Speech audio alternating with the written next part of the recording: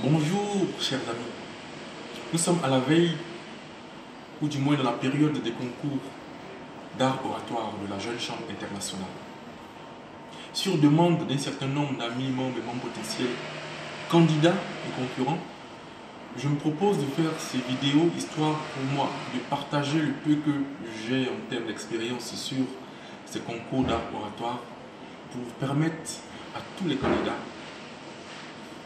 d'en bénéficier et de pouvoir préparer des sujets, des prestations dignes de notre organisation nationale et qu'on puisse avoir un beau concours d'art oratoire 2010. Je suis bienvenu Nongone, champion national d'art oratoire 2018 de la Jeune Chambre internationale Côte d'Ivoire, champion d'art oratoire de l'Afrique et du Moyen-Orient pour l'année 2018. Chers amis, chers concurrents, pour réussir votre concours de discours, je vais dans un premier temps partager avec vous 6 éléments caractéristiques d'une bonne prise de parole en public. Ensuite, je partagerai 5 étapes pour réussir la rédaction d'un discours inoubliable.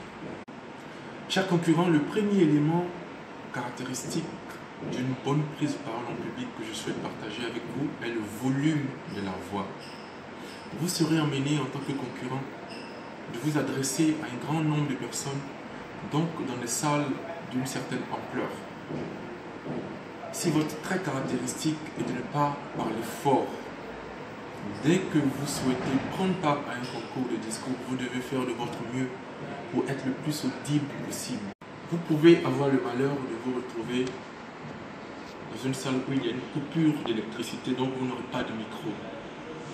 Si vous n'avez pas, pendant vos entraînements, fait l'effort de parler fort de façon audible, vous serez handicapé, alors que le volume de la voix est un élément qui tient vraiment en première ligne, car c'est par le volume de votre voix que l'auditoire ainsi que les membres du jury auront accès à ce que vous dites. C'est le volume de votre voix qui va vous rendre audible, qui va permettre donc à votre message d'être entendu dans un premier temps avant d'être compris. Entraînez donc votre voix, entraînez-vous à parler le plus fort possible. Néanmoins, il est important de signifier le fait que le volume de la voix, avoir un bon volume de voix ne veut pas dire de crier dans les oreilles de l'auditoire ou des membres du jury. Je vous invite à garder le juste milieu, à parler juste de façon audible, sans pour autant être en train de crier. J'insiste car la limite est très fine entre parler fort et crier dans les oreilles de ceux qui nous écoutent. Tel est le premier conseil que je souhaiterais partager. Le deuxième élément caractéristique à partager est le débit de la voix. Le débit, c'est le nombre de mots que nous prononçons en 1 minute. Il est important que nous puissions prendre conscience du débit lorsque nous sommes dans un concours de discours. Car c'est grâce au débit que vous saurez exactement quel nombre de mots vous devez utiliser dans votre préparation pour parler dans le temps qu'il faut.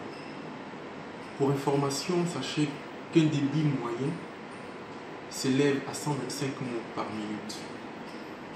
Un débit rapide s'élève à 160 mots par minute et un débit lent varie entre 90 mots à 100 mots par minute. Si donc nous sommes dans un concours où le temps de discours est de 5 à 7 minutes, nous pouvons, si nous avons conscience du débit, savoir exactement quel nombre de mots nous devons prévoir dans notre discours pour rester dans le temps. Si nous nous retrouvons donc avec un discours qui a 1000 mots, nous sommes sûrs de ne pas pouvoir parler dans le temps. Si, à contrario, nous nous retrouvons avec un discours qui n'a que 400 mots, nous sommes sûrs d'être en deçà du temps minimum de parole. Le débit est donc cette notion-là qui nous sert aussi bien dans la rédaction que dans le rendu. J'en viens donc au rendu. Utiliser le débit dans le rendu consiste à jauger, à présager de l'impression que nous souhaitons donner à notre auditoire en fonction de ce que nous sommes en train de dire. Si à un moment de votre discours, vous souhaitez donner l'impression de maîtriser parfaitement ce que vous êtes en train de raconter, je vous invite à adopter un débit rapide et, je dirais, saccadé.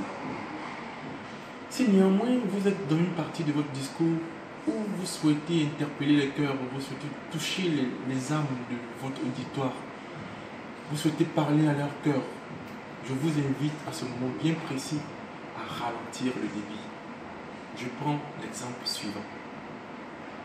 Lorsque nous regardons un journal télévisé et que l'animatrice, pendant qu'elle intervient sur des chiffres, ou même quand nous sommes à une présentation technique, quand l'intervenant se retrouve sur des chiffres et qu'il les prononce avec un débit assez rapide, il nous donne effectivement cette impression-là. Ah, il semble savoir ce qu'il dit. Il le dit tellement rapidement qu'il sait ce qu'il raconte. On a donc confiance en lui. Il donne l'impression de maîtriser le sujet. Par contre, lorsque nous souhaitons parler au cœur des gens, nous pouvons aller avec un débit lent. Voici l'exemple. Mesdames et messieurs, à ce moment de mon propos, j'en appelle à votre conscience collective. À ce moment-là, par exemple, je vous invite à ralentir le débit, histoire de permettre à vos mots de toucher l'esprit des personnes qui écoutent, d'arriver à leur cœur pour toucher vraiment leur âme. Voici comment vous pouvez utiliser le débit dans votre travail, dans la rédaction, ainsi que dans l'impression que vous souhaitez donner à l'auditoire et aux membres du jury.